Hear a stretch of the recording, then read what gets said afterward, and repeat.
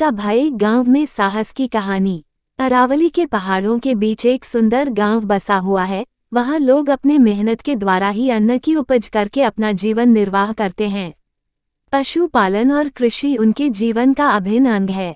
वह मनोरंजन के लिए ताश खेलते हैं, मुर्गियों का युद्ध कराते हैं और महिलाएं टोकरी बनाना, जुड़ा बनाना आदि छोटे मोटे लघु उद्योग का कार्य करती है। गांव के बाहर एक कच्चा कुआं है। रात के अंधेरे में वहां कोई भी नहीं जाता क्योंकि उस कुएं के बारे में कई सारी कहानियां लोगों ने सुन चुकी थी। कुछ लोग कहते हैं उस गांव के कुएं के पास बहुत सारे भूत रात को पानी पीने आते हैं। कुछ लोग बताते हैं कि एक दिन राहगीर उस कुएं में गिरकर मर गया था और उसकी आत्मा अब वही भटकती रहती है और कोई जाता है तो उसे मार डालती है।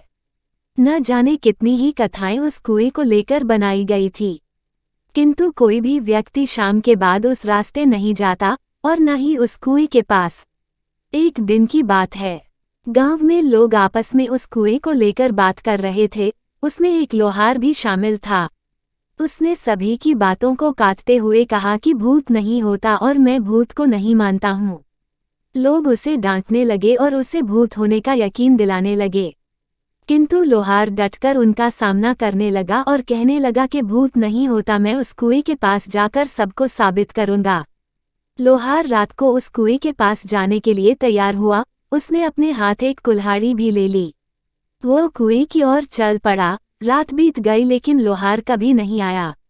सवेरे उसका मृत शरीर कुएं में मिला। इसके बाद से भूत का डर पूरे गांव में लहर की तरह दौड़ गया।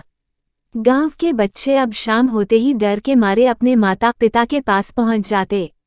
एक समय की बात है, एक फौजी अपने घर छुट्टी पर आया हुआ था। वो अपने बेटे को कहने लगा कि गांव के बाहर एक उनका मित्र रहता है, उनके वहां जाकर एक टोकरी ले आओ, सुबह हमें खेती के लिए जाना है। इस पर फौजी का बेटा अमृत डर से वहां जाने के लिए मना कर दिया। फौजी ने उसके डर का कारण जाना तो समझ में आया कि गांव में भूतों का भय है, जिसके कारण पूरा गांव रात के अंधेरे में बाहर ही नहीं निकलता। इस डर को अपने बेटे के जेहन से दूर करने के लिए फौजी ने ठान लिया, क्योंकि वह फौजी का बेटा था और फौजी के सामने डर नाम की कोई चीज नहीं होती। फौजी ने एक टॉर्च लिया और अपने बेटे के साथ टहलने के लिए बाहर निकल गया। अमृत डरते डरते अपने पिता के पीछे हाथ पकड़कर चलता रहा। फौजी अपने बेटे को लेकर उसी कुएं के पास पहुंच गया जहां की कहानियां सभी लोग सुनाया करते थे। फौजी ने चारों तरफ टॉर्च मारकर देखा, वहां पर कोई नहीं था। अमृत को उसने बोला, देखो यहाँ कोई है। लोग यूं ही डरते हैं और बच्चों को भी डर आते हैं। किंतु दूसरे क्षण कुएं में से किसी के तेजी से चढ़ने उतरने की आवाज सुनाई दी। इस पर फौजी ने कुएं में टॉर्च मारकर देखा और अमृत को दिखाया, देखो कुछ नहीं, इसमें ढेर सारी पक्षियां हैं जो हमारे यहाँ मौजूद होने के कारण वह सतर्क हो रहे हैं। अब धीरे धीरे अमृत का भय टूटने लगा और उसने अपने पिता का हाथ छोड़ दिया। अमृत निडर होकर वहां घूमने लगा। उस दिन के बाद अमृत निडर हो गया था। वह रात को भी उस कुएं के पास चला जाया करता था।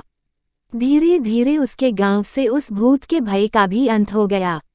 लोगों के सामने अब भूत की केवल कहानियां ही थी।